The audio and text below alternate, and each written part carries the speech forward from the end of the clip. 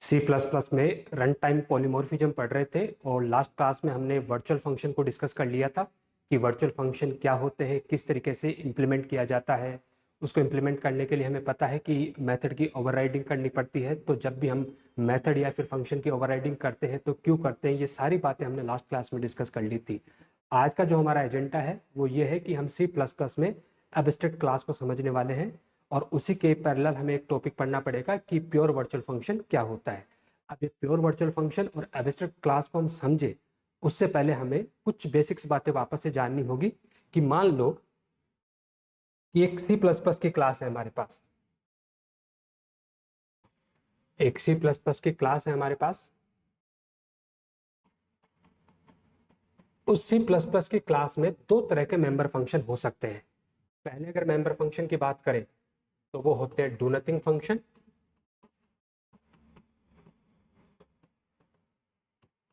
और दूसरे की अगर हम बात करें तो वो होते हैं कंक्रीट फंक्शन। कोई भी क्लास हो, उस क्लास में दो तरह के मेंबर फंक्शन हो सकते हैं, पहले डू नथिंग फंक्शन और दूसरे कंक्रीट फंक्शन। अब जो डू नथिंग फंक्शन होते हैं, a function that have no implementation.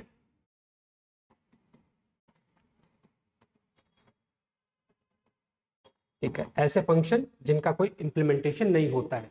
अब जिनका कोई इम्प्लीमेंटेशन नहीं होता है तो हम यूं कह सकते हैं कि function without body, function without body, कि एक ऐसा फंक्शन जिसकी बॉडी नहीं है, तो ऐसे फंक्शन को हम क्या बोलेंगे, डू नथिंग फंक्शन बोलेंगे। कई बार हम इनको ऐसे भी बोल देते हैं कि a function body set to 0 is called do nothing function, called do nothing function, की एक ऐसा फंक्शन, ठीक है, जिसकी बॉडी को हमने किससे सेट कर दिया, 0 से सेट कर दिया।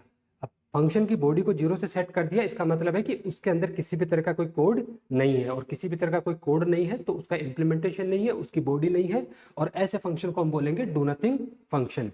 या हम यूं कहें कि ऐसा फंक्शन जो किसी भी तरह का कोई टास्क परफॉर्म नहीं कर रहा है, तो ऐसे फंक्शन को हम क्या बोल देंगे, डू नथिंग फंक्शन। और दूसरे फंक्शन कंक्रीट फंक्शन, जो रेगुलर फंक्शन होते हैं, रेगुलर फंक्शन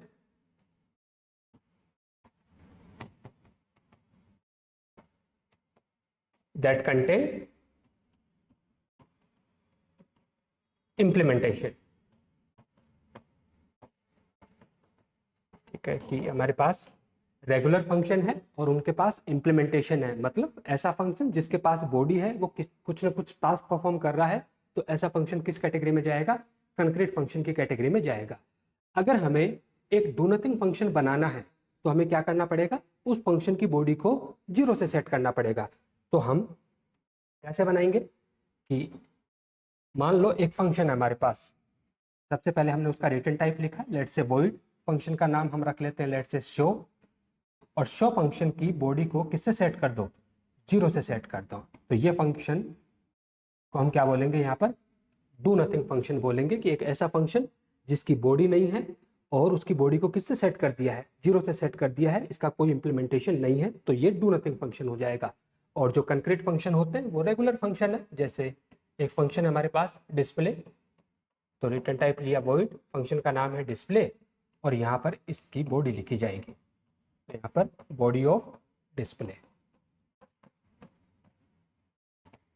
ठीक है, तो ऐसा फंक्शन जो कुछ ना कुछ टास्क परफॉर्म करता है वो कंक्रीट फंक्शन, ऐसा फंक्शन जो किसी भी तरह का कोई टास्क परफॉर्म नहीं करता है वो डू नथिंग फंक्शन। अब हम एक क्लास लेते हैं सी प्लस प्लस में, और सी प्लस प्लस की क्लास में हम दोनों तरह के फंक्शन रखने की कोशिश करते हैं। मान लो हमने एक क्लास ली,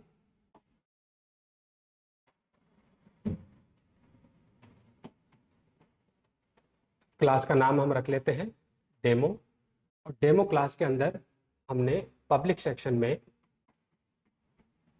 एक डू नथिंग फंक्शन बनाया है, और उस डू नथिंग फंक्शन का नाम हमने रखा है शो, और उस फंक्शन की बॉडी को किससे सेट कर दिया, 0 से सेट कर दिया।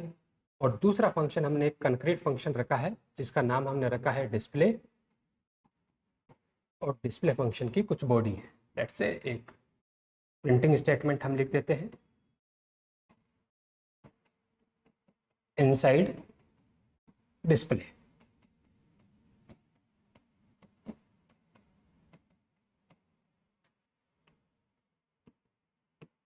ठीक है, एक क्लास ली जिसका नाम है डेमो, दो फंक्शन लिए हमने, एक डू नथिंग फंक्शन लिया है और दूसरा एक कंक्रीट फंक्शन लिया है। मेन फंक्शन हमने बनाया इंट मैन, और मैन फंक्शन में मैं डेमो क्लास का एक ऑब्जेक्ट बना रहा हूं। तो डेमो क्लास का ऑब्जेक्ट बनाया हमने d1 नाम से, और d1 के रेस्पेक्ट में मैं शो फंक्शन को कॉल करने की कोशिश कर रहा हूं। ठीक है, यहां से बात को समझना, डेमो क्लास का ऑब्जेक्ट हमने d1 बनाया और d1 के कंटेक्स्ट में शो फंक्शन को कॉल करने की कोशिश कर रहे हैं। क्या ये सही है? क्या ऐसा करना चाहिए हमें? नहीं, ऐसा हमें बिल्कुल भी नहीं करना चाहिए। क्यों नहीं करना चाहिए? हमें पहले से पता है, क्योंकि क्लास हमने तो बनाई है, हमें पहले से पता है कि शो फंक्शन किसी भी तरह का कोई टास्क परफॉर्म नहीं करेगा। जब ये फंक्शन किसी भी तरह का कोई टास्क परफॉर्म नहीं करेगा तो फिर इसको कॉल ही क्यों कर रहे हो? तो हमें इसको कॉल नहीं करना चाहिए। लेकिन अगर आपने डेमो क्लास का ऑब्जेक्ट बनाया है तो फिर आपको क्या करना, आप क्या कर सकते हो? कॉल तो कर ही सकते हो। लेकिन ये स्टेटमेंट गलत है। क्यों? क्योंकि आप ऐसे फंक्शन को कॉल करने की कोशिश कर रहे हो जिसकी कोई बॉडी नहीं है। अब जब कोई बॉडी नहीं है तो किसी भी तरह का स्टेटमेंट एग्जीक्यूट नहीं होगा, तो फिर आप इसे कॉल ही क्यों कर रहे हो? तो क्या किया जाए? इसका सोल्यूशन एक ही है कि क्यों ना हम कुछ ऐसा रेस्ट्रिक्शन लगा दे कि ऐसी क्लास जिसके अंदर कोई डू नथिंग फंक्शन है तो उस क्लास का ऑब्जेक्ट ही ना बनने दिया जाए। बात तो सही है। अगर हम इस डेमो क्लास का ऑब्जेक्ट नहीं बनने देना चाह रहे हैं, दैट मीन्स कुछ ऐसा होगा कि ये वाला स्टेटमेंट हम लिख ही नहीं सकते। जब हम ऑब्जेक्ट नहीं बना सकते तो फिर ये वाला स्टेटमेंट भी हम नहीं लिख सकते, क्योंकि d1 ऑब्जेक्ट बना ही नहीं है, और जब d1 ऑब्जेक्ट बना ही नहीं है तो फिर शो फंक्शन को कॉल कर ही नहीं सकते। यहां तक बात सही है। लेकिन डिस्प्ले का क्या होगा? भाई एक क्लास है, उसके अंदर दोनों तरह के फंक्शन हो सकते हैं। आपने ऑब्जेक्ट नहीं बनने दिया, इससे एक प्रॉब्लम तो आपकी सोल्व हो गई कि आप कभी डू नथिंग फंक्शन को कॉल नहीं कर पाओगे। लेकिन उसी क्लास के अंदर बैठा दूसरा कंक्रीट फंक्शन, उसको आप कैसे एक्सेस करोगे? वो तो एक टास्क परफॉर्मिंग फंक्शन है, उसकी बॉडी में तो सेट ऑफ स्टेटमेंट रखे हुए हैं, तो फिर इसको कैसे एग्जीक्यूट करवाया जाए? कोई सोल्यूशन? किसी भी तरीके से आप इसे डिस्प्ले को एग्जीक्यूट करवा दो। एक सोल्यूशन आपके दिमाग में आ रहा होगा, और वो सोल्यूशन ये है कि हम इनहेरिटेंस की हेल्प ले सकते हैं। हम एक नई क्लास बना ले और वो नई क्लास डेमो क्लास की प्रॉपर्टी को एक्वायर कर ले, और जैसे डेमो क्लास की प्रॉपर्टी को एक्वायर करेगी तो डिराइव्ड क्लास के ऑब्जेक्ट के पास ये पूरा अधिकार होता है कि वो बेस क्लास के मेंबर को क्या कर लेगा? एक्सेस कर लेगा।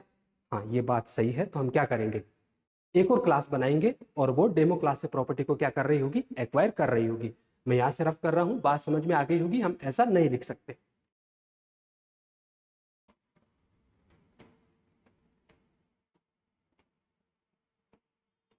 तो हमने एक और क्लास बनाई, लेट्स से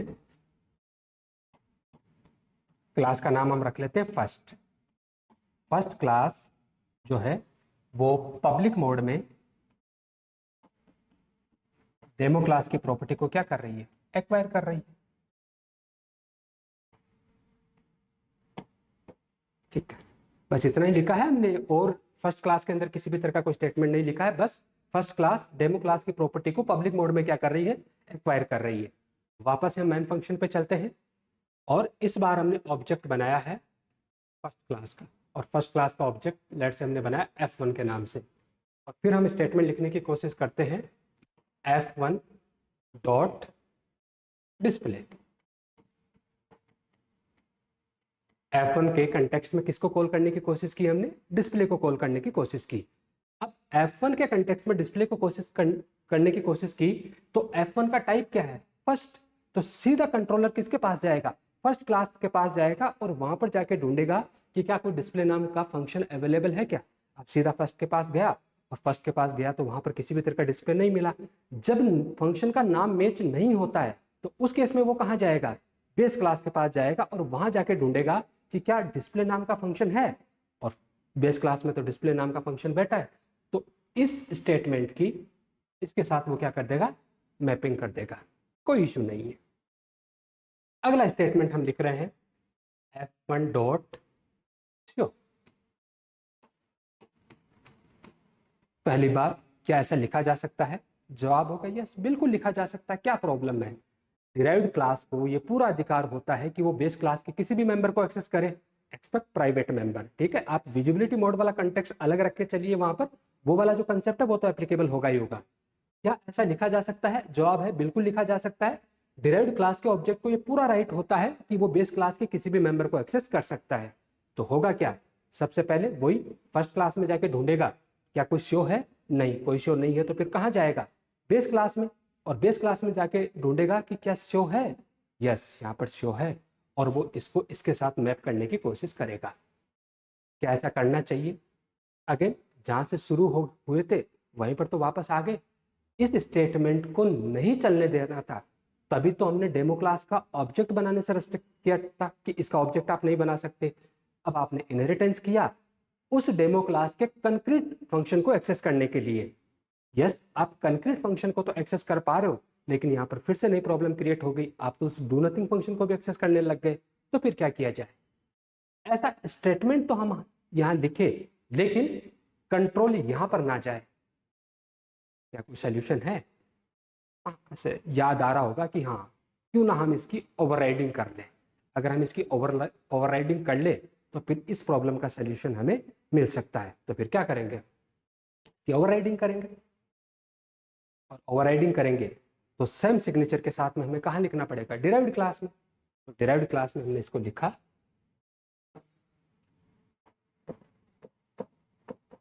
पब्लिक सेक्शन में void शो, और यहाँ पर एक सिंपल सा मैसेज दे देते हम cout इनसाइड शो।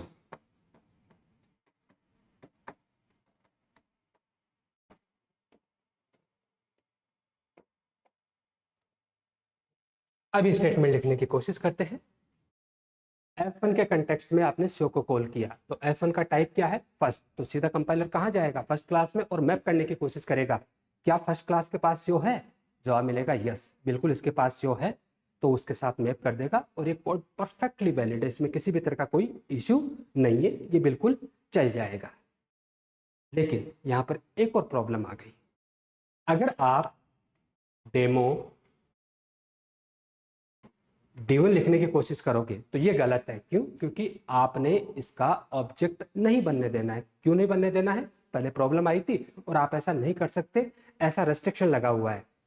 आप किसी क्लास का ऑब्जेक्ट नहीं बनने देना चाह रहे हो, ये तो आप कर सकते हो, लेकिन आपके पास एक नई प्रॉब्लम आएगी, और वो प्रॉब्लम ये है कि ऑब्जेक्ट तो नहीं बनने देना चाह रहे हो, लेकिन इसका पॉइंटर ऑब्जेक्ट तो बन सकता है। जवाब होगा यस, बिल्कुल बन सकता है। पॉइंटर ऑब्जेक्ट बनने में किसी भी तरह की प्रॉब्लम नहीं है। आप किसी भी क्लास का ऑब्जेक्ट ना बनने देना चाह रहे हो, आप ऐसा रेस्ट्रिक्शन लगा सकते हो, लेकिन आप उसका पॉइंटर ऑब्जेक्ट हमेशा बना सकते हो। तो फिर क्या करना पड़ेगा?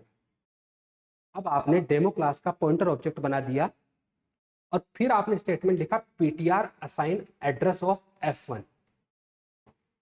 तो सबसे पहली बात, क्या स्टेटमेंट वैलिड है या इनवैलिड? बिल्कुल ये वैलिड स्टेटमेंट है। हमने सीखा हुआ है कि बेस क्लास का जो पॉइंटर होता है वो किसी भी डिसेंडेंट क्लास के ऑब्जेक्ट का एड्रेस कंटेन कर सकता है। और यस, फर्स्ट जो क्लास है वो डेमो क्लास की डिसेंडेंट क्लास है, तो कोई प्रॉब्लम नहीं है, ptr f1 को पॉइंट करना स्टार्ट कर देगा। और फिर आप स्टेटमेंट लिखते हो ptr एरो शो। आपने स्टेटमेंट लिखने की कोशिश की ptr एरो शो। क्या ऐसा लिखा जा सकता है? बिल्कुल लिखा जा सकता है। जैसे आप स्टेटमेंट लिखोगे, अर्ली बाइंडिंग के चलते सेम प्रॉब्लम आपके पास में आ जाएगी। जैसे आपने स्टेटमेंट लिखा, कंपाइल टाइम पे जब अर्ली बाइंडिंग होगी, तो अर्ली बाइंडिंग के केस में कंपाइलर हमेशा टाइप को आधार मानता है। तो बताओ ptr का टाइप क्या है, डेमो, और सीधा किसके पास जाएगा, डेमो क्लास के पास, और डेमो क्लास के पास जाके वापस से इसी डू नथिंग फंक्शन को एक्सेस करने की कोशिश करेगा। क्या करें, इसका सोल्यूशन क्या है? ये स्टेटमेंट हम लिख के, लेकिन कंट्रोल इस वाले स्टेटमेंट के साथ मैप कर ना करें, तो ऐसा करने के लिए हमें क्या करना पड़ेगा, इससे लेट बाइंडिंग करवानी पड़ेगी, और क्योंकि लेट बाइंडिंग जब करवाएंगे तो रन टाइम पे पीटीआर के पास किसका एड्रेस आ जाएगा, F1 का। F1 किस टाइप का है, फर्स्ट टाइप का, तो सीधा कहां पर जाएगा, वो फर्स्ट क्लास में जाएगा। और ऐसा करने के लिए हमें क्या करना पड़ेगा, इस शो फंक्शन को वर्चुअल फंक्शन बनाना पड़ेगा। क्या करना पड़ेगा, इसको वर्चुअल फंक्शन बनाना पड़ेगा। और सिंपल सी बात है, वर्चुअल फंक्शन बनाना है तो इसके आगे एक कीवर्ड लगा दो, कौन सा वाला, वर्चुअल। अब इस स्टेटमेंट को वापस देखो, पीटीआर के कंटेक्स्ट में शो को एक्सेस करने की कोशिश कर रहे हो, कंपाइल टाइम पे जब अर्ली बाइंडिंग होगी तो टाइप को आधार मान के सीधा किसके पास जाएगा, डेमो क्लास के शो के पास। और जैसे शो के पास जाएगा वहां पर क्या लिखा हुआ है, वर्चुअल। वर्चुअल कीवर्ड को देख के कंपाइलर समझ जाएगा कि हमें इस पर्टिकुलर फंक्शन की कब बाइंडिंग करवानी है, during execution of the program हमें इसकी बाइंडिंग करवानी है। तो वापस यहाँ आ जाएगा कि रन टाइम पे पीटीआर के पास जिस भी ऑब्जेक्ट का एड्रेस आएगा हमें वहां पर इसकी क्या करवानी है, मैपिंग करवानी है। तो कंट्रोल वापस यहाँ पर आ जाएगा और ये कोड परफेक्टली वैलिड है, इसमें किसी भी तरह की कोई प्रॉब्लम नहीं है। अब आपने जो ये फंक्शन बनाया है, एक डू नथिंग फंक्शन आपने बनाया है, ठीक है, वर्चुअल कीवर्ड के साथ में। और जब ये कॉम्बिनेशन जब बनता है, इसी कॉम्बिनेशन को हम बोलते हैं प्योर वर्चुअल फंक्शन। इसी को हम क्या बोलेंगे, प्योर वर्चुअल फंक्शन। और एक ऐसी क्लास जिसके अंदर कम से कम अगर एक प्योर वर्चुअल फंक्शन रखा हुआ है तो फिर वो क्लास क्या बन जाएगी, एब्स्ट्रैक्ट क्लास। क्या बन जाएगी वो क्लास, एक एब्स्ट्रैक्ट क्लास बन जाएगी। एक डू नथिंग फंक्शन जो कि वर्चुअल है तो फिर वो क्या बन जाएगा, प्योर वर्चुअल फंक्शन। और जिस क्लास के अंदर कम से कम एक प्योर वर्चुअल फंक्शन है तो फिर वो क्लास क्या बन जाएगी, आपकी एब्स्ट्रैक्ट क्लास बन जाएगी। ध्यान रखना, एब्स्ट्रैक्ट क्लास में प्योर वर्चुअल फंक्शन तो होते ही होते हैं, साथ में कंक्रीट फंक्शन भी हो सकते हैं। ऐसी बाउंडेशन नहीं कि उसके अंदर सिर्फ और सिर्फ डू नथिंग फंक्शन ही लिखे जाएंगे, उसके अंदर कंक्रीट फंक्शन भी हो सकते हैं। और जो क्लास एब्स्ट्रैक्ट क्लास बनती है आप उसका कभी भी ऑब्जेक्ट क्रिएट नहीं कर सकते, लेकिन पॉइंटर ऑब्जेक्ट हमेशा बनाया जा सकता है। इसको प्रैक्टिकली एक बार इंप्लीमेंट करके देख लेते हैं जो कोड हमने लिखा है।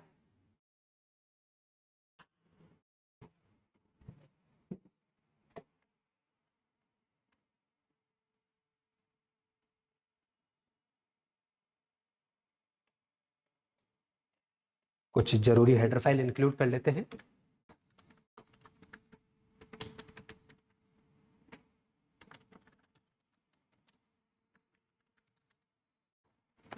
एक क्लास हमने बनाई है डेमो नाम से,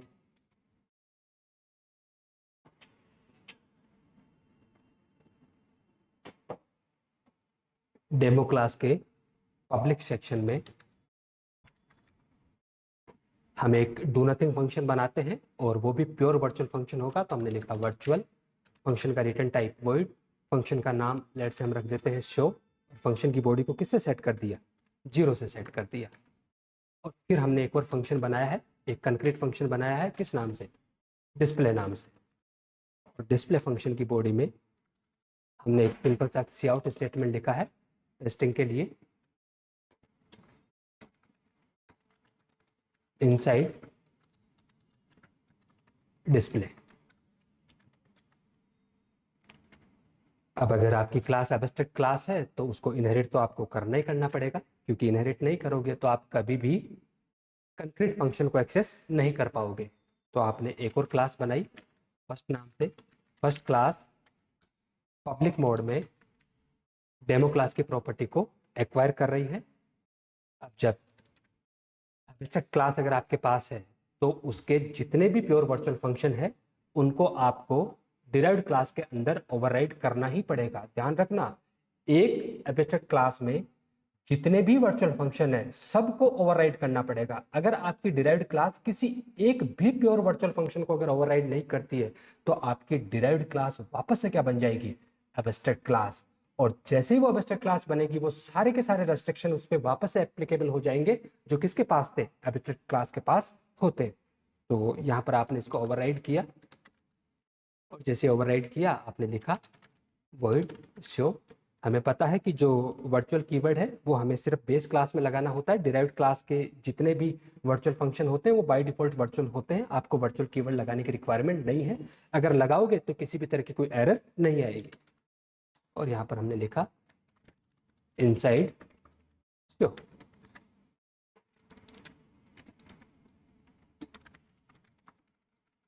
मैन फंक्शन लिया, मैन फंक्शन में हम डेमो क्लास का ऑब्जेक्ट बनाने की कोशिश करते हैं। लेट से हमने D1 बनाया, तो यहाँ पर एरर आनी चाहिए। यस, बिल्कुल एरर आनी चाहिए। मैं इसको कंपाइल करने की कोशिश कर रहा हूँ, और जैसे मैं इसको कंपाइल करने की कोशिश करूँगा, इस स्टेटमेंट में एरर आ गई, और एरर वो शो कर रहा है।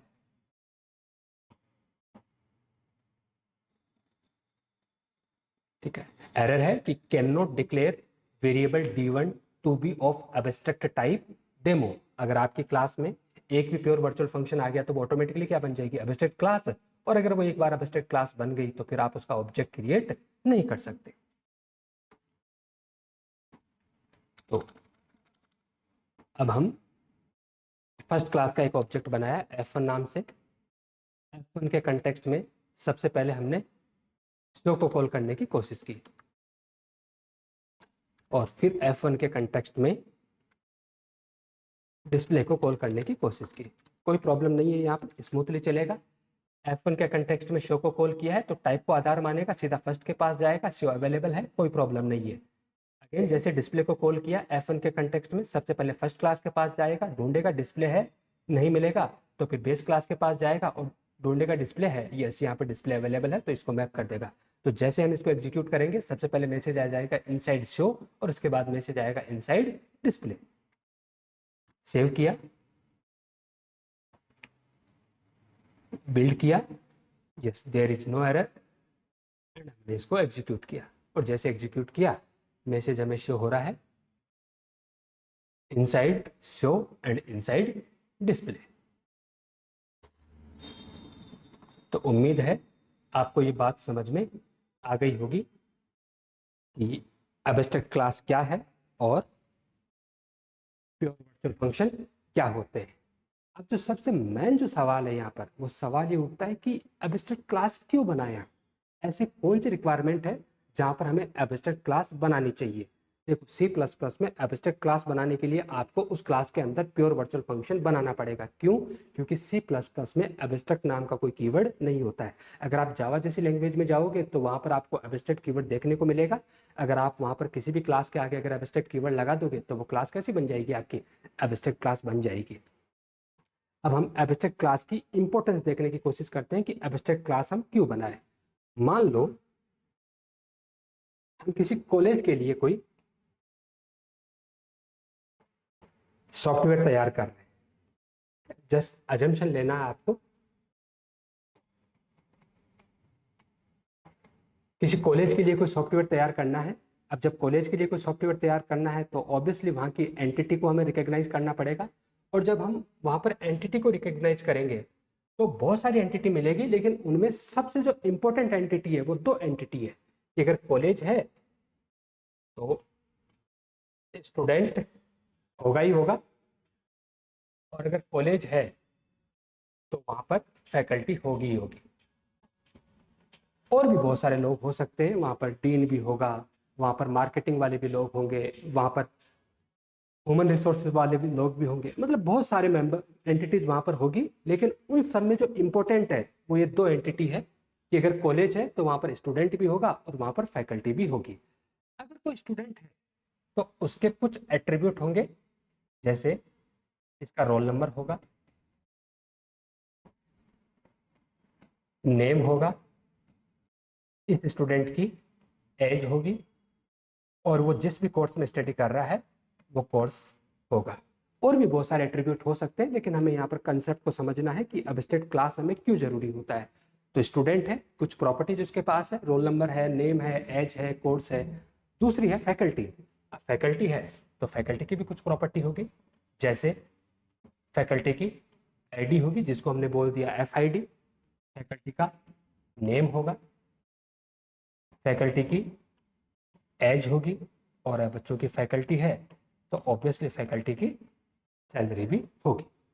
और भी बहुत सारे एट्रीब्यूट हो सकते हैं, लेकिन मोटा माटी हमने देखा कि फैकल्टी है तो उसके 4 एट्रीब्यूट हमने यहाँ पर लिखे, फैकल्टी की आईडी, उसका नेम, एज और उसकी सैलरी। सिमिलरली स्टूडेंट में भी हमने 4 एट्रीब्यूट लिखे हैं, रोल नंबर, नेम, एज और कोर्स। एट्रीब्यूट मतलब मेंबर वेरिएबल। अगर इनको क्लोजली ऑब्जर्व करें तो हम पाएंगे कि स्टूडेंट और फैकल्टी में कुछ एट्रीब्यूट जो है वो कॉमन है, और वो कॉमन एट्रीब्यूट है हमारे पास नेम और एज। कॉमन एट्रीब्यूट कौन से हमारे पास? नेम और एज जो है वो यहाँ पर कॉमन एट्रीब्यूट है। जब ये कॉमन एट्रीब्यूट है तो क्या इनको बार बार लिखना चाहिए? नहीं, इनको बार बार नहीं लिखना चाहिए। देखो, स्टूडेंट क्लास बनाएंगे उसमें भी हमने ये लिखा, फैकल्टी हम बनाएंगे इसमें भी हमने लिखा। अगर कोई मार्केटिंग वाले हैं तो उनका भी नेम और एज होगा, वहाँ पर भी हमें इनको लिखेंगे। अगर डीन की बात करें तो डीन का भी नेम और एज है, वहाँ पर भी हमें लिखना पड़ेगा। तो ये जो टास्क है हमें बार बार लिखना पड़ेगा। ऑब्जेक्ट ओरिएंटेड प्रोग्रामिंग को जब हम यूज कर रहे हैं तो क्या हमें ऐसा करना चाहिए? नहीं। इसी प्रॉब्लम का सलूशन तो वहाँ पर हमें इनहेरिटेंस देता है कि आपने एक बार जो एफर्ट्स लगा लिए उनको बार बार आप मत लिखिए, उनको क्या कीजिए, आप रीयूज कीजिए। तो ऐसा करने के लिए हमें क्या करना पड़ेगा? इनहेरिटेंस की हेल्प लेनी ही पड़ेगी। तो अगर हम विदाउट इनहेरिटेंस इसको लिखने की कोशिश करेंगे तो ये कुछ ऐसा होगा, ठीक है। अगर विदाउट इनहेरिटेंस की बात करें तो यहां पर हम जब क्लास बनाएंगे स्टूडेंट, तो स्टूडेंट क्लास के अंदर ये 4 मेंबर हमारे पास होंगे। जैसे हमने इसको प्राइवेट सेक्शन में 4 member, integer, roll number, char array, name, let's say 30 size हमने दे दी, integer age and char array course. String को हम डील कर रहे हैं यहाँ पर, लेट्स से 20 हमने इसकी कैपेसिटी दे दी। और सिमिलरली जब फैकल्टी को हम रिप्रेजेंट करेंगे तो हमने क्लास बनाई किस नाम से? फैकल्टी नाम से। और फैकल्टी क्लास में हमने एक प्राइवेट सेक्शन में इंट टाइप का मेंबर वेरिएबल बनाया जिसको हमने FID बोला है। दूसरा हमने नेम के लिए एक कैरेक्टर एरे बनाया है। तीसरा एज के लिए एक इंट टाइप का ऑर्डिनरी वेरिएबल बनाया है। और लास्ट में हमने सैलरी के लिए फ्लोट टाइप का वेरिएबल बनाया है। ठीक है, ऐसा कर रहे हैं, कोई प्रॉब्लम नहीं है ऐसा करने में, लेकिन यहाँ पर हम कोड को बार बार लिख रहे हैं। ठीक है, जैसे ये वाला जो कोड है, नेम और एज यहाँ पर भी हमने लिखा है, और नेम और एज को यहाँ पर भी हमने लिखा है। सोल्यूशन क्या है इसका? ठीक है, हम एक ऐसी क्लास बनाएं, ठीक है, जिस क्लास के अंदर ये 2 मेंबर हो, नेम और एज। ऑब्वियसली रोल नंबर और कोर्स तो इसका अपना है और किसी के पास नहीं है। FID और सैलरी इसकी अपनी है जो और किसी के पास में नहीं है। तो जब हम इसकी अलग से कोई क्लास बनाएंगे तो उसके अंदर ये 2 मेंबर रख लेंगे हम, नेम और एज, और उस क्लास को स्टूडेंट क्लास भी उसकी प्रॉपर्टी एक्वायर कर रही होगी और फैकल्टी क्लास भी इसकी प्रॉपर्टी एक्वायर कर रही होगी। तो हमने वापस से एक क्लास बनाई। ठीक है, अब उस क्लास का नाम हम रख लेते हैं जो कि स्टूडेंट है और फैकल्टी है। ठीक है, ये दोनों की क्या है? एक सुपर कैटेगरी है। और जब भी आप एब्स्ट्रैक्शन की बात करोगे, ठीक है, तो आप हमेशा जनरलाइज कर रहे हो, और जब भी आप जनरलाइज करोगे तो ये आपके पास स्टूडेंट और फैकल्टी हमेशा सब टाइप है, और इस सब टाइप की 100% आपको इसका सुपर टाइप मिलेगा ही मिलेगा। इसकी कोई ना कोई बेस क्लास आपको मिलेगी ही मिलेगी। अगर मैं स्टूडेंट और फैकल्टी की बात करूं तो क्या दोनों पर्सन है? Yes, student is a person, faculty is a person. तो इनकी एक सुपर कैटेगरी कौन सी है? पर्सन की सुपर कैटेगरी है। तो हम यहाँ पर एक क्लास बनाई है, किस नाम से? पर्सन नाम से। क्लास बनाई हमने पर्सन नाम से। पर्सन क्लास के प्रोटेक्टेड सेक्शन में। ठीक है, प्राइवेट क्यों नहीं किया? ठीक है, प्राइवेट कर देंगे तो फिर हम इनको इस क्लास के बाहर एक्सेस नहीं कर पाएंगे। हमें एक्सेस कहाँ करना है? केवल और केवल डिराइव्ड क्लास में। और जब हम इस टाइप की फंक्शनलिटी चाहते हैं तो हमें फिर मेंबर को क्या बना देना चाहिए, प्रोटेक्टेड बना देना चाहिए। तो यहाँ पर कैरेट टाइप का एरे हमने लिया है नेम के लिए और इंट टाइप का एक वेरिएबल लिया है एज के लिए।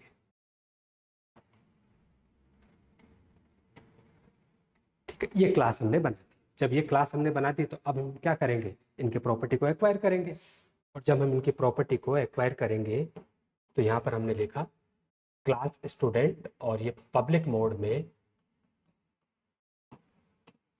पर्सन क्लास की प्रॉपर्टी को क्या कर रही है, एक्वायर कर रही है। और जो फैकल्टी क्लास है वो भी पब्लिक मोड में पर्सन क्लास की प्रॉपर्टी को एक्वायर कर रही है। जब ऐसा हो रहा है तो क्या हमें ये दोनों स्टेटमेंट लिखने की रिक्वायरमेंट है? नहीं, हमें इनको यहां पर लिखने की रिक्वायरमेंट नहीं है। अब देखो हमने कितनी बार लिखा, एक बार। अब जितनी भी पर्सन क्लास की प्रॉपर्टी को जो भी क्लास एक्वायर करेगी उसके पास से नेम और एज आ जाएगा।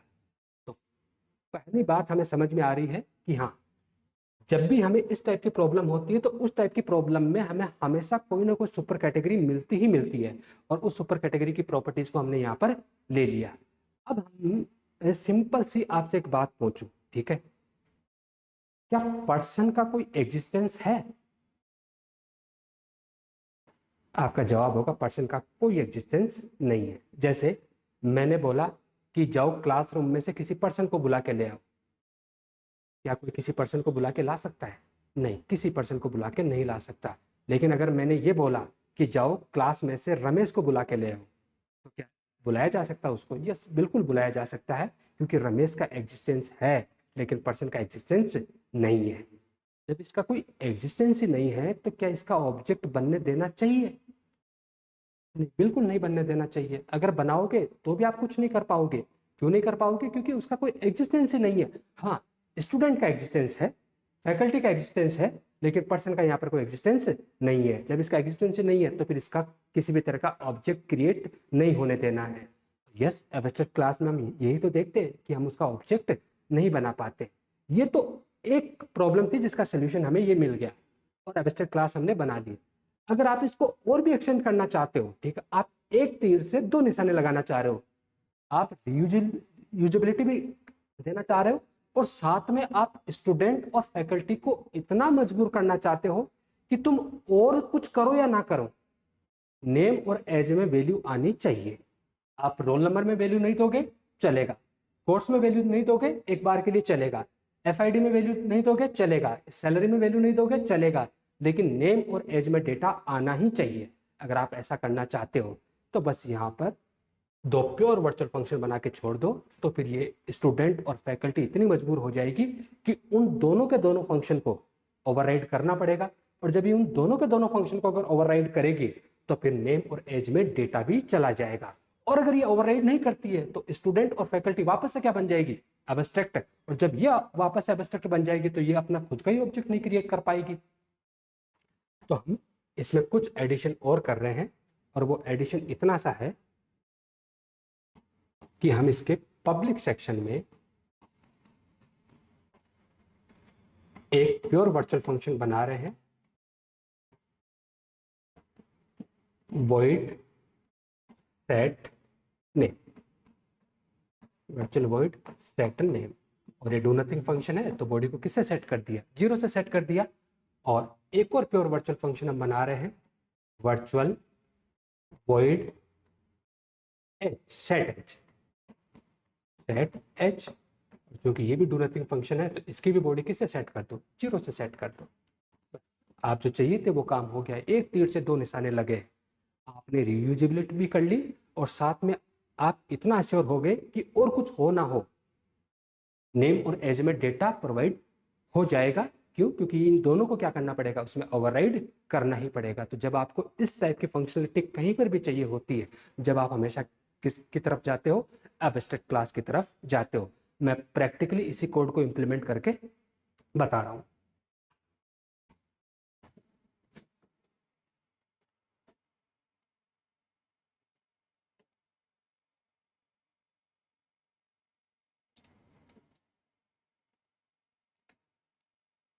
मैं यहाँ से इसको डिलीट कर देता हूँ।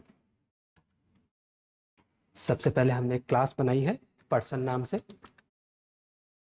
पर्सन क्लास के प्रोटेक्टेड सेक्शन में दो इंस्टेंस मेंबर वेरिएबल हम ले लेते हैं, लेट्स से char name and int h। और इसके पब्लिक सेक्शन में दो प्योर वर्चुअल फंक्शन हम बनाएंगे, virtual void set name and function body is set to 0। Similarly set h and function body is set to 0।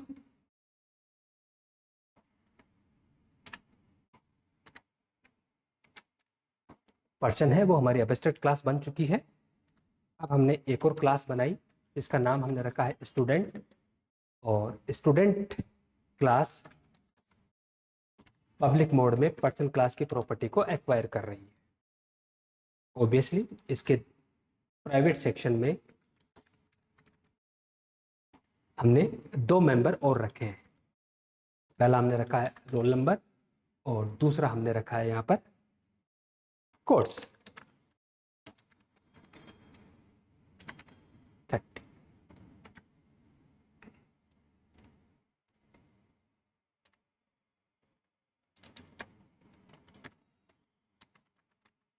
Public section में हमें set name और set age को ओवरराइड करना ही पड़ेगा। तो यहाँ पर हमने वॉइड सेट नेम को ओवरराइड किया और एक मैसेज दिया हमने एंटर नेम ऑफ स्टूडेंट। और चूंकि नेम है मल्टीवर्ड स्ट्रिंग हो सकती है, तो हम यहाँ पर गेटस फंक्शन का यूज करेंगे और जो डेटा है वो किस में चला जाए, नेम में चला जाए। नेम पर्सन क्लास में प्रोटेक्टेड मेंबर है और प्रोटेक्टेड मेंबर डिराइव्ड क्लास में डायरेक्टली एक्सेस हो सकते हैं, कोई प्रॉब्लम नहीं है। अब जो गेटस फंक्शन है इसका प्रोटोटाइप कहाँ बैठा है, stdio.h में, तो हम उस हेडर फाइल को भी इंक्लूड कर लेते हैं।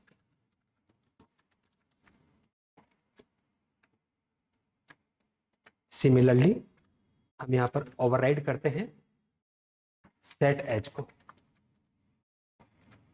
और यहाँ पर हमने मैसेज दिया enter age of student seen and age. Similarly हमें रोल नंबर और कोर्स में भी डेटा सप्लाई करना है, तो यहाँ पर हम एक और फंक्शन बना लेते हैं सेट डेटा नाम से। ठीक है, हम चाहे तो दो सेपरेट फंक्शन भी बना सकते हैं। यहाँ पर हमने मैसेज दिया enter role number of student and roll number को इनपुट करवा लिया। सिमिलरली एक और मैसेज हमने दिया enter course of student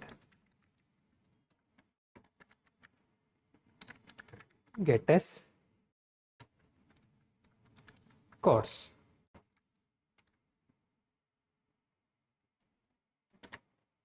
similarly हम एक और क्लास बनाते हैं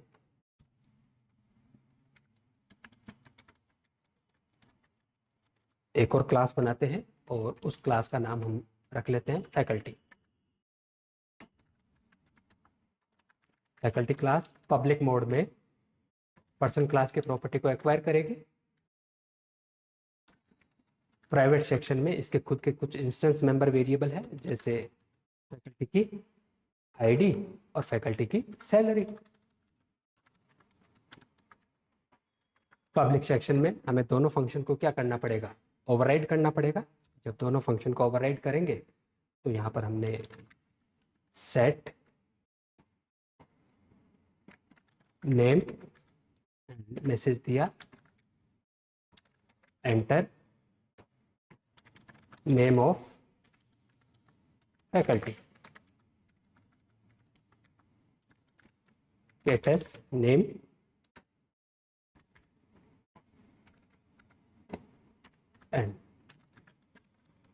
सेट एज को हमने ओवरराइड किया, यहाँ पर मैसेज दिया है enter age of faculty, value read की एंड सैलरी। सिमिलरली दो मेंबर हमारे, सॉरी एच, दो मेंबर हमारे और बच गए, एक फैकल्टी की आईडी और दूसरा फैकल्टी की सैलरी। तो उनके लिए हम यहाँ पर एक और फंक्शन बना देते हैं सेट डेटा नाम से।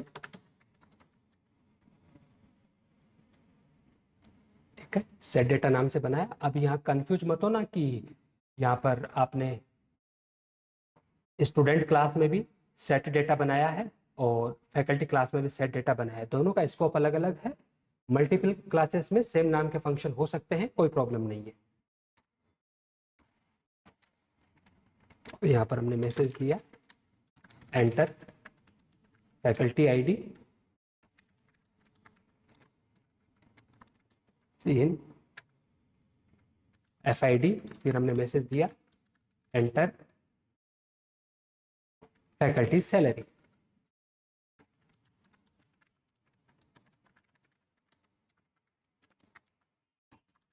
एंड वैल्यू रीड कर ली सैलरी। अब हमें क्या करना है, स्टूडेंट की इंफॉर्मेशन को भी डिस्प्ले करना है और फैकल्टी की इंफॉर्मेशन को भी डिस्प्ले करना है।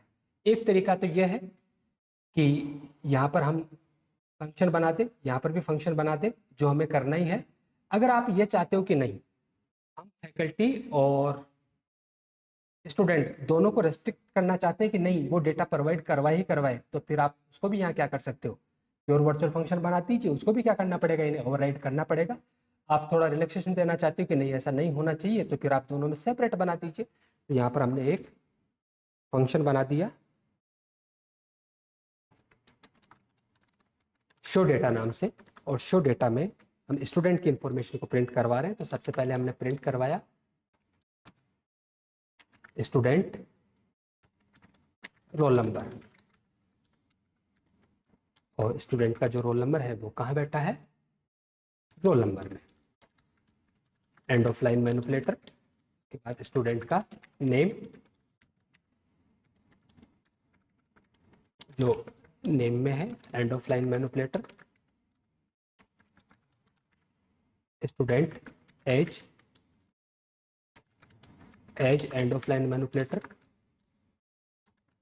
Student course and course. Same हम फैकल्टी की इंफॉर्मेशन को डिस्प्ले करवा देते हैं।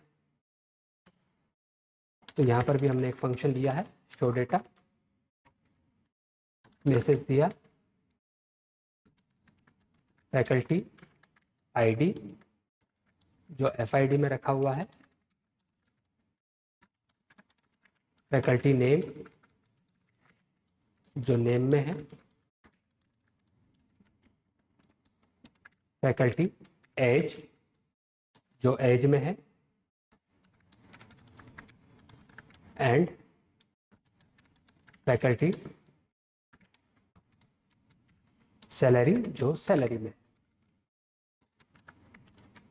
And of line manipulator. Main function बनाया,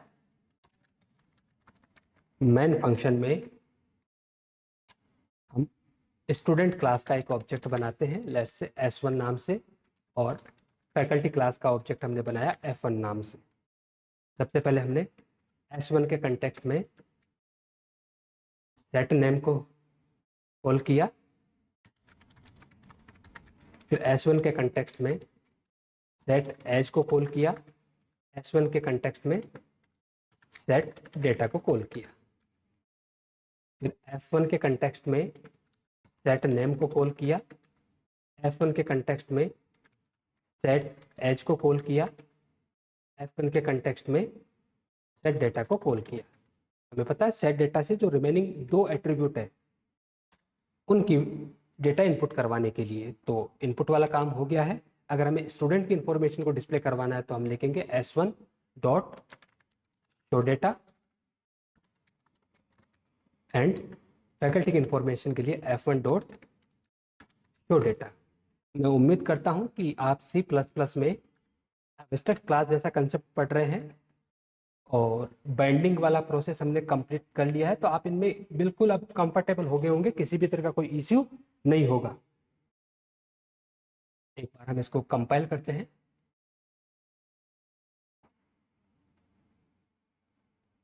बिल्ड करने की कोशिश की,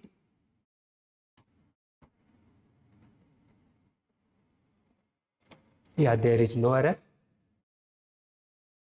नाउ इसको एग्जीक्यूट करने की कोशिश करते हैं। सबसे पहले हमें स्टूडेंट का नेम पूछा जा रहा है, तो मान लो स्टूडेंट का नेम हमने दिया है रमेश कुमार। फिर स्टूडेंट की एज हमसे पूछी जा रही है, लेट्स से स्टूडेंट की एज हमने दी है 18। स्टूडेंट का रोल नंबर पूछा जा रहा है, लेट्स से हमने लिखा 101।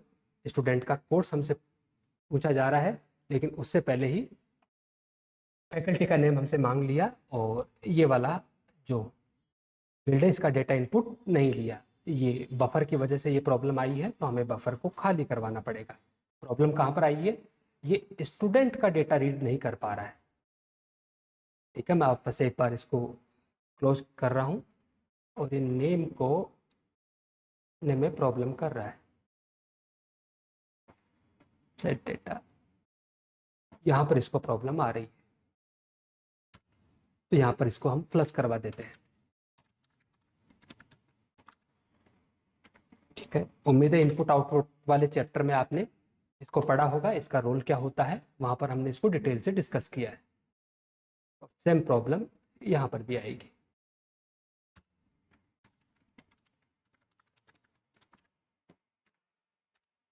वापस से एग्जीक्यूट करवाने की कोशिश करते हैं।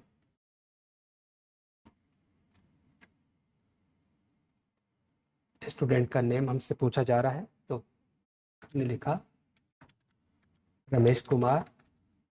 As of student is 17। Roll number of student is 101। Enter course of student, oh sorry course में करना था। ठीक है,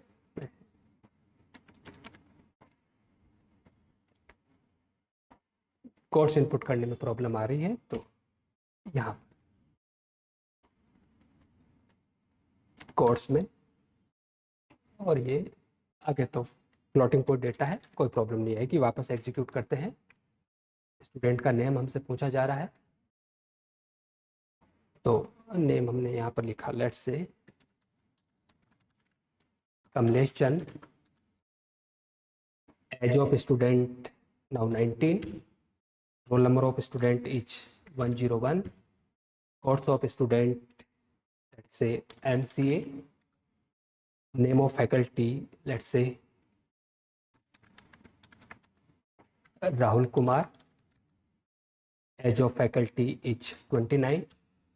faculty ID is 201 and salary of faculty is 25,897.65। और जैसे हम यहाँ पर देखेंगे, ये स्टूडेंट का डेटा प्रिंट हो रहा है और ये फैकल्टी का डेटा प्रिंट हो रहा है। उम्मीद करता हूँ आपको ये वाला कंसेप्ट समझ में आ गया होगा, और मैं ये भी उम्मीद कर रहा हूँ कि इन स्टेटमेंट में आपको अब आप यूज्ड हो गए होंगे, किसी भी तरह की कोई प्रॉब्लम नहीं है। अगर फिर भी प्रॉब्लम रहती है इनमें, ठीक है, तो आप कमेंट वाले सेक्शन में ये बात बता दीजिएगा कि हाँ यहाँ पर ये प्रॉब्लम है, हम वापस इनको फिर से डिस्कस कर लेंगे। ये कुछ बेसिक बातें थी एब्स्ट्रैक्ट क्लास के रिगार्डिंग। अब आपको कुछ बातें और ध्यान में रखनी है जब भी आप एब्स्ट्रैक्ट क्लास की चर्चा करते हो C++ में। हमने देखा कि एब्स्ट्रैक्ट क्लास, हम उस क्लास को बोलेंगे जिसके पास कम से कम एक प्योर वर्चुअल फंक्शन होगा ही होगा। फिर हमने ये देखा कि एब्स्ट्रैक्ट क्लास का हम ऑब्जेक्ट नहीं बना सकते, लेकिन पॉइंटर ऑब्जेक्ट बनने से हम नहीं रोक सकते, वो हम बना सकते हैं। फिर हमने ये देखा कि जब भी हम एब्स्ट्रैक्ट क्लास बनाते हैं तो उस क्लास की प्रॉपर्टी को कोई ना कोई क्लास इनहेरिट करनी ही चाहिए, और जो डिराइव्ड क्लास है उस डिराइव्ड क्लास की ये नैतिक जिम्मेदारी बनती है कि जितने भी प्योर वर्चुअल फंक्शन है सबको वो क्या करे, ओवरराइड करे। अगर वो ओवरराइड नहीं करेगी तो वो खुद क्या बन जाएगी, वापस से एब्स्ट्रैक्ट क्लास बन जाएगी। एक चीज जो आपको और ध्यान में रखनी है वो ये रखनी है कि एब्स्ट्रैक्ट क्लास के पास भी क्या हो सकता है, कंस्ट्रक्टर हो सकता है। उसका ऑब्जेक्ट नहीं बनाया जा सकता, लेकिन उसके पास कंस्ट्रक्टर हो सकता है। अब यहां से आप हल्के से डाउट में आओगे कि कंस्ट्रक्टर तो वो इंस्टेंस मेंबर फंक्शन होता है जो किसी भी ऑब्जेक्ट की लाइफ में चलने वाला सबसे पहला फंक्शन होता है। अब जैसे ऑब्जेक्ट क्रिएट होगा इमीडिएटली क्या चलता है, कंस्ट्रक्टर चलता है। अब आप यहाँ पर क्लास का ऑब्जेक्ट तो बना ही नहीं रहे, जब क्लास का ऑब्जेक्ट बना ही नहीं सकते तो क्या कंस्ट्रक्टर की कोई नीड है? हाँ, ऐसी नीड हो सकती है, और एब्स्ट्रैक्ट क्लास का कंस्ट्रक्टर भी बनाया जा सकता है। याद करो जब हमने इनहेरिटेंस पढ़ा था तो वहां पर हमने एक बात सीखी थी। वो बात ये सीखी थी कि जब हम डिराइव्ड क्लास का ऑब्जेक्ट बनाते हैं तो डिराइव्ड क्लास का ऑब्जेक्ट बनाते ही ना केवल डिराइव्ड क्लास का कंस्ट्रक्टर चलता है, बल्कि बेस क्लास का कंस्ट्रक्टर भी चलता है। ध्यान रखना, ऑब्जेक्ट आप डिराइव्ड क्लास का बनाते हो, पहले कंस्ट्रक्टर किसका चलता है, बेस क्लास का, उसके बाद कंस्ट्रक्टर किसका चलता है, डिराइव्ड क्लास का। लेकिन कोई आपसे ये पूछे कि इनहेरिटेंस के केस में कंस्ट्रक्टर के कॉल होने का ऑर्डर क्या है, तो कॉल होने का ऑर्डर होता है from derived to base, execute होने का order from base to derived. अब थोड़ा सा आपको यहाँ पर डाउट लग रहा होगा कि क्या बोल रहा है, कॉलिंग के टाइम पे डिराइव्ड टू बेस, एग्जीक्यूशन के टाइम पे बेस टू डिराइव्ड, क्या फर्क है इनमें? अभी फर्क नजर आएगा जब हम किसी पैरामीटराइज कंस्ट्रक्टर को कॉल करने की कोशिश करेंगे, वो भी डिराइव्ड क्लास के कंस्ट्रक्टर के थ्रू, तब प्रॉब्लम आती है। डिफॉल्ट कंस्ट्रक्टर या जीरो आर्गुमेंट कंस्ट्रक्टर में कोई प्रॉब्लम नहीं है, आप इन बातों को ना सीखो तो भी काम चल जाएगा। प्रॉब्लम तब क्रिएट होती है जब हम इनहेरिटेंस के केस में बेस क्लास के पैरामीटराइज कंस्ट्रक्टर को कॉल करने की कोशिश करते हैं, तब प्रॉब्लम आती है। और तब हमें ये एक स्पेशल सिंटैक्स सीखना पड़ता है जिसकी हेल्प से हम क्या करते हैं, किसी भी बेस क्लास के पैरामीटराइज कंस्ट्रक्टर को कॉल करते हैं। तो यहां पर हम एक एब्स्ट्रैक्ट क्लास बनाते हैं।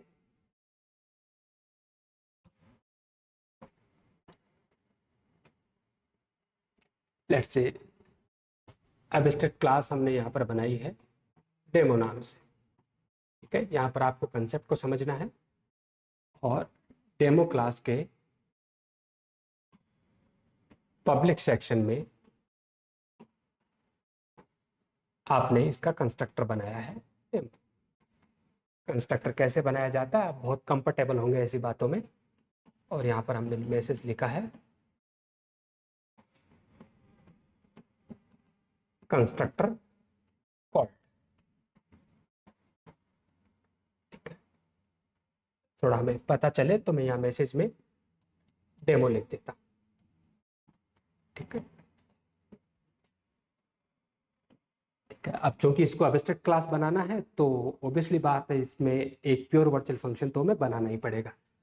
तो यहाँ पर हमने एक प्योर वर्चुअल फंक्शन बनाया है, virtual void and let's say show, और ये हमारा डू नथिंग फंक्शन है। अब हम क्लास बनाई हमने लेट्स से ए नाम से, और एक क्लास पब्लिक मोड में डेमो क्लास की प्रॉपर्टी को एक्वायर कर रही है। यहाँ पर हमें ओवरराइड करना पड़ेगा, तो पब्लिक सेक्शन में हमने शो फंक्शन को ओवरराइड किया।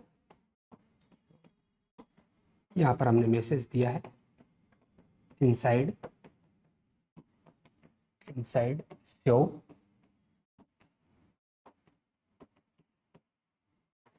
थोड़ी सी अंडरस्टैंडिंग बेटर हो जाए उसके लिए हम एक क्लास का कंस्ट्रक्टर भी बना देते हैं। ये एक क्लास का कंस्ट्रक्टर भी हमने बनाया, और यहाँ पर मैसेज दिया है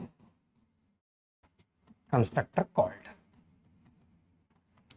कंस्ट्रक्टर कॉल्ड ए।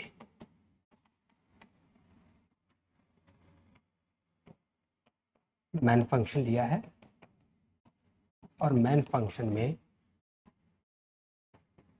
हम एक क्लास का ऑब्जेक्ट बनाते हैं, let's say a O B J, and now OBJ के रेस्पेक्ट में हमने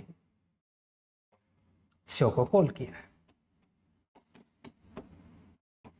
ठीक है, पहली बात तो ये, क्या इसमें किसी भी तरह की एरर है? जवाब होगा नहीं, किसी भी तरह की कोई एरर नहीं है। क्या एब्स्ट्रैक्ट क्लास के अंदर कंस्ट्रक्टर हो सकता है? जवाब है बिल्कुल हो सकता है, धूमधाम से हो सकता है, किसी भी तरह की कोई प्रॉब्लम नहीं है। सीधा एग्जीक्यूशन पे चलते हैं। एक क्लास का ऑब्जेक्ट बनेगा ओबीजे, और जैसे ऑब्जेक्ट बनेगा उसी टाइम पे एक क्लास का कंस्ट्रक्टर कॉल होगा। सीधा कंट्रोल किसके पास जाएगा? एक क्लास के कंस्ट्रक्टर के पास। कौन सा कंस्ट्रक्टर? जीरो आर्गुमेंट कंस्ट्रक्टर, क्योंकि यहाँ पर हमने कोई भी आर्गुमेंट नहीं दिया है, तो जीरो आर्गुमेंट कंस्ट्रक्टर के पास जाएगा।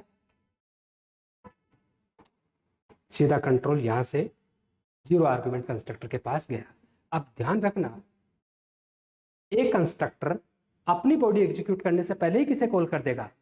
बेस क्लास के जीरो आर्गुमेंट कंस्ट्रक्टर को बाय डिफॉल्ट जो कॉल करता है। तो बाय डिफॉल्ट ये किसको कॉल करेगा? यहां से बेस क्लास के जीरो आर्गुमेंट कंस्ट्रक्टर को। क्या है क्या जीरो आर्गुमेंट कंस्ट्रक्टर? हाँ, अवेलेबल है। तो यहां से सीधा कंट्रोल किसके पास जाएगा? डेमो के पास, और मैसेज आएगा कंस्ट्रक्टर कॉल्ड डेमो। जैसे एंड ब्रेसेस एनकाउंटर होगा, वापस से कहाँ आएगा? जहां से कॉल हुआ था, ये यहां से कॉल हुआ था। उसके बाद मैसेज आएगा कंस्ट्रक्टर कॉल्ड ए। जैसे एंड ब्रेसेस एनकाउंटर होगा, वापस से कहाँ जाएगा? जहां से कॉल हुआ था, ये यहां से कॉल हुआ था। और फिर आपने ओबीजे के कंटेक्स्ट में शो को कॉल किया, तो ओबीजे का टाइप क्या है? ए। तो ए क्लास में जाके किसको ढूंढेगा? शो को। ये शो मिला और मैसेज आएगा इनसाइड शो। हम इसको एक बार एग्जीक्यूट करके बता देता हूं, और उसके बाद एब्स्ट्रैक्ट क्लास के पैरामीटराइज कंस्ट्रक्टर को कॉल करने की कोशिश करेंगे कि एब्स्ट्रैक्ट क्लास का पैरामीटराइज कंस्ट्रक्टर कैसे कॉल होगा।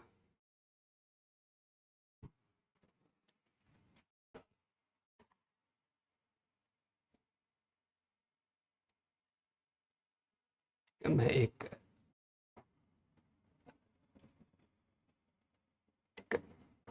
एक बार आप इस कोड को मैं वापस से लाइन बाय लाइन डिस्प्ले कर देता हूं।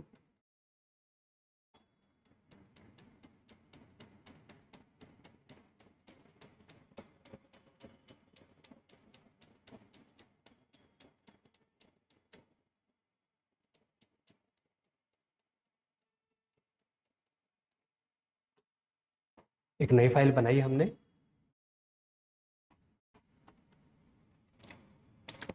सेव किया इसको ab.cpp के नाम से।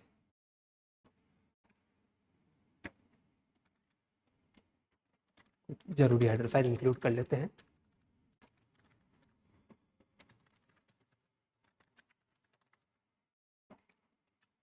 क्लास बनाई है हमने डेमो नाम से। डेमो क्लास के पब्लिक सेक्शन में हमने डेमो का एक कंस्ट्रक्टर बनाया है, मैसेज दिया है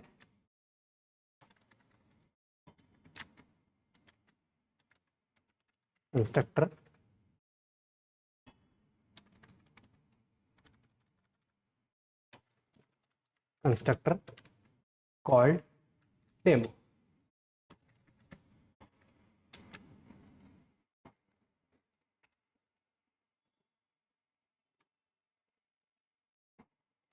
एक प्योर वर्चुअल फंक्शन बनाया हमने शो नाम से।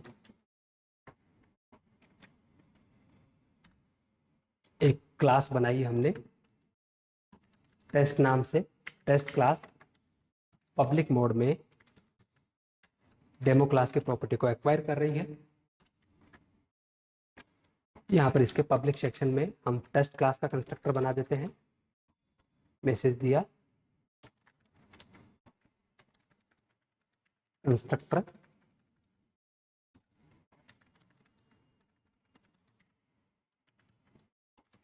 Called and test. शो को ओवरराइड करते हैं। शो को ओवरराइड किया, मैसेज दिया हमने इनसाइड शो फंक्शन।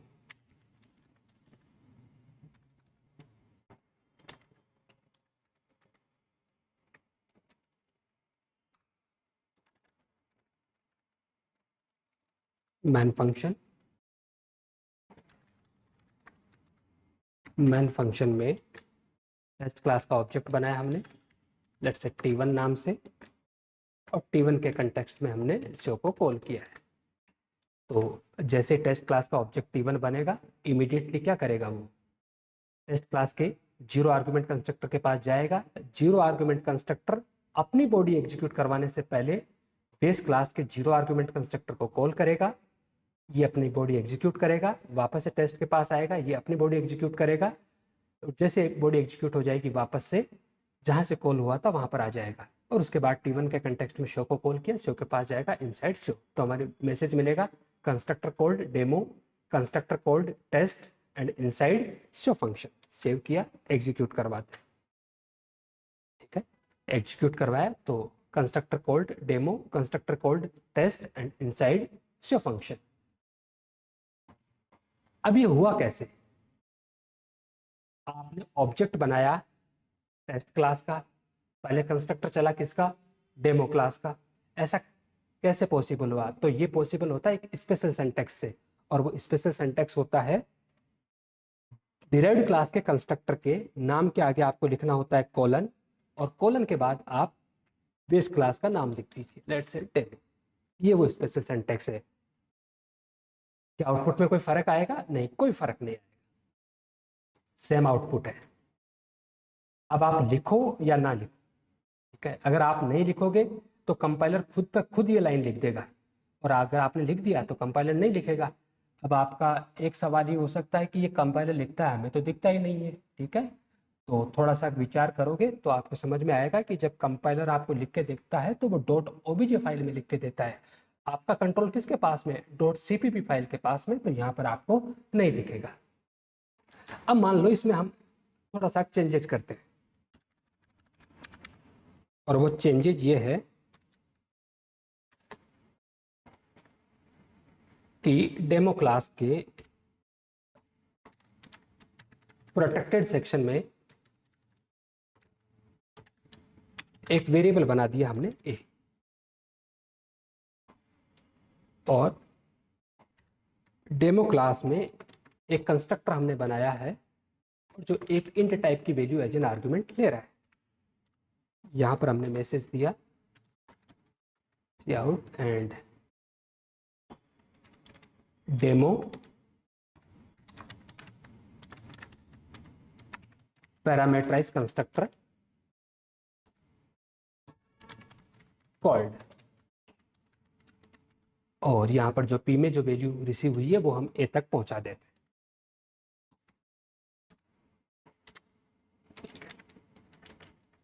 सेम हम डेमो क्लास टेस्ट क्लास में इस बार हम 0 आर्गुमेंट कंस्ट्रक्टर ना लिख के 2 आर्गुमेंट कंस्ट्रक्टर लिखते हैं आई और जे, और यहां पर मैसेज बदल देते हैं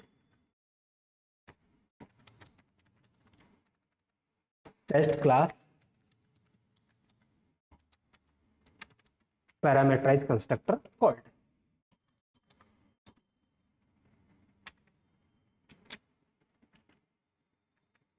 इनसाइड शो फंक्शन, यहाँ पर एक माइनर सा चेंज करते हैं कि हम टेस्ट क्लास में एक वेरिएबल बना लेते हैं बी नाम से, और यहाँ पर हम एक स्टेटमेंट लिख देते हैं कि बी में क्या वैल्यू चली जाए, जो इसके फर्स्ट पैरामीटर में है आई में, वो वैल्यू चली जाए।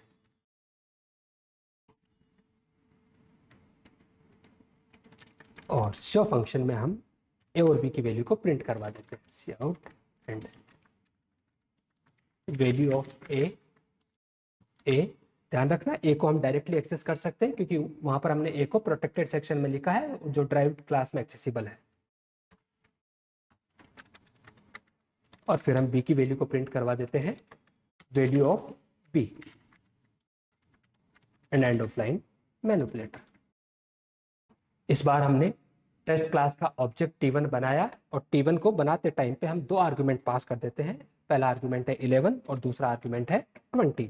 तो यहाँ से टेस्ट क्लास का 2 आर्गुमेंट कंस्ट्रक्टर कॉल होगा। क्या है क्या टेस्ट क्लास के पास? हाँ, टेस्ट क्लास के पास 2 आर्गुमेंट कंस्ट्रक्टर है। तो यहाँ से 11 किस में कॉपी हो जाएगा? आई में। 22 किस में कॉपी हो जाएगा? जे में। और 11 आई में कॉपी होगा, 22 जे में कॉपी होगा। उसके बाद टेस्ट कंस्ट्रक्टर डेमो क्लास के किस कंस्ट्रक्टर को कॉल करेगा? 0 आर्गुमेंट, 1 या फिर 1 आर्गुमेंट। हमेशा वो 0 आर्गुमेंट कंस्ट्रक्टर को कॉल करेगा। तो हमें मैसेज मिलेगा कंस्ट्रक्टर कॉल्ड डेमो। उसके बाद आई में रखा हुआ कंटेंट किस में चला जाएगा? बी में। आई में क्या रखा हुआ है? 11 किस में आ गया? बी में। फिर मैसेज आ जाएगा test class parameterize constructor called. वापस यहाँ जाएगा, T1 के कंटेक्स्ट में शो को कॉल किया, मैसेज आ जाएगा इनसाइड शो फंक्शन ए की वैल्यू गार्बेज, बी की वैल्यू 11। क्योंकि पी की वैल्यू किस में जाती है, ए में, वो तो तब जाते हैं ना जब ये कॉल होता है, ये तो अभी कॉल हुआ ही नहीं है, तो फिर यहाँ से वैल्यू फिलहाल नहीं जाएगी। तो यहाँ से ए की वैल्यू गार्बेज प्रिंट होगी, बी की वैल्यू 11 प्रिंट होगी। सबसे पहले मैसेज आ जाएगा कंस्ट्रक्टर कॉल्ड डेमो, उसके बाद मैसेज आ जाएगा test class parameterize constructor called, and अभी डेमो क्लास का पैरामीटराइज कंस्ट्रक्टर कॉल नहीं होगा। सेव किया, बिल्ड एंड रन करते हैं। यस, जो हमने एक्सपेक्ट किया था वही आउटपुट आ रहा है। Constructor called demo test class parameterize constructor called inside show value of age 16 that is garbage. ठीक है, ऐसे भावनाओं में मत बह जाना कि 16 आ रहा है। ठीक है, ये गार्बेज है और बी की वैल्यू क्या आ रही है, 11 आ रही है। देखो, जब आपने एक कोड लिखा था तो आपका इंटेंशन ये था कि मैं टेस्ट क्लास का 2 आर्गुमेंट कंस्ट्रक्टर कॉल करूं। यस, आपने ऐसा किया। पहले आर्गुमेंट की वैल्यू आपने आई में ले ली, दूसरे आर्गुमेंट की वैल्यू आपने जे में ले ली।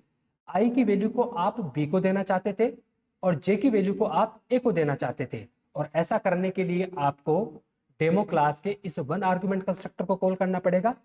और 1 आर्गुमेंट कंस्ट्रक्टर को अगर आप कॉल करोगे तो आपको इसे एक्सप्लिसिटली ही कॉल करना पड़ेगा, क्योंकि इम्प्लिसिटली डिराइव्ड क्लास का कंस्ट्रक्टर हमेशा बेस क्लास के 0 आर्गुमेंट कंस्ट्रक्टर को कॉल करता है। ध्यान रखना, डिराइव्ड क्लास का 0 आर्गुमेंट कंस्ट्रक्टर बेस क्लास के 0 आर्गुमेंट कंस्ट्रक्टर को कॉल करेगा। डिराइव्ड क्लास का 1 आर्गुमेंट कंस्ट्रक्टर बेस क्लास के 0 आर्गुमेंट कंस्ट्रक्टर को कॉल करेगा। डिराइव्ड क्लास का 2 आर्गुमेंट कंस्ट्रक्टर बेस क्लास के 0 आर्गुमेंट कंस्ट्रक्टर को कॉल करेगा। तो डिराइव्ड क्लास का भले ही कैसा ही कंस्ट्रक्टर हो, वो हमेशा बेस क्लास के 0 आर्गुमेंट कंस्ट्रक्टर को ही कॉल करेगा। अब आप कॉल करवाना चाह रहे हो उसके 1 आर्गुमेंट कंस्ट्रक्टर को, तो आपको यहां लिखना पड़ेगा कॉलन नाउ डेमो, और डेमो को आप जे एज एन आर्गुमेंट पास कर दीजिए। तो होगा क्या, 11 आई में जाएगा, 22 जे में जाएगा। टेस्ट क्लास का 2 आर्गुमेंट कंस्ट्रक्टर अपनी बॉडी एग्जीक्यूट करने से पहले डेमो क्लास के 1 आर्गुमेंट कंस्ट्रक्टर को कॉल करेगा। जे क्या लेके जा रहा है अभी, 22 किस में आ जाएगा, पी में। मैसेज आ जाएगा डेमो पैरामीटराइज कंस्ट्रक्टर कॉल्ड, और फिर 22 किस में चला जाएगा, ए में चला जाएगा। बाकी कोड में हम कोई चेंजेस नहीं करते, तो इस वाले केस में अभी डेमो क्लास का 0 आर्गुमेंट कंस्ट्रक्टर एग्जीक्यूट नहीं होगा। बिल्ड एंड रन करते हैं, एंड यस, सबसे पहले डेमो क्लास का पैरामीटराइज कंस्ट्रक्टर कॉल हुआ, उसके बाद टेस्ट क्लास का पैरामीटराइज कंस्ट्रक्टर कॉल हुआ। शो फंक्शन के अंदर ए की वैल्यू 22 आ रही है और बी की वैल्यू 11 आ रही है, क्योंकि आई की वैल्यू हमने बी को दी थी और जे की वैल्यू हमने ए को दी थी। उम्मीद करते हैं ये वाली बात आपको समझ में आई होगी। तो एब्स्ट्रैक्ट क्लास के अंदर कंस्ट्रक्टर हो सकता है, कोई प्रॉब्लम नहीं है, वो स्मूथली काम करेगा। एक छोटी सी बात आपको और ध्यान में रखनी है, और वो ये ध्यान में रखनी है कि C++ में एब्स्ट्रैक्ट क्लास को आप स्ट्रक्ट कीवर्ड के थ्रू भी डिफाइन कर सकते हो, उसमें भी कोई प्रॉब्लम नहीं है। जैसे